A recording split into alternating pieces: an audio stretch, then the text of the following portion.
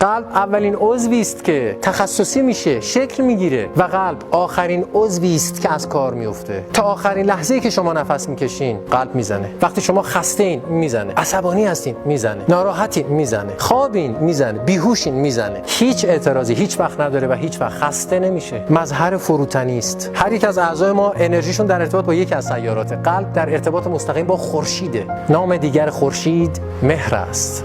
قلب مرکز تابش مهر است. هر آدمی همونطور که دارای یک اثر انگشته که منحصر به فرد خودشه، شبیه اثر انگشت هیچ کسی دیگه ای نیست، یک امضای تشعشعاتی داره که این ارتعاشات قلبشه. امضای تشعشعاتی یا vibrational signature. هیچ عاملی به اندازه این نمیتونه تأثیر بذاره رو زندگی خودمون و جهان پیرامون و خرد جمعی. کلا ما هیچ نیرویی، هیچ انرژی به طور منزوی و منفک در جهان نداریم. هر انرژی بازگشت، بازتاب، انعکاس داره. انرژی نمیتونه نیست بشه. هر لحظه که من هر فکری یا هر حسی مثبت یا منفی داشته باشم، نگاه من، کلام من، حس من در هر لحظه منجر به تغییر ارتعاشات وجودی که از من تابش پیدا میکنه میشه و این روی واقعیت تاثیر میذاره و انعکاس داره. تسلا یه جمله بسیار جالب داره: اگه میخوای درک کنی اسرار هستی رو، باید یاد بگیری که در قالب فرکانس، ارتعاشات، انرژی فکر کنی. یعنی قلبت داره کار میکنه،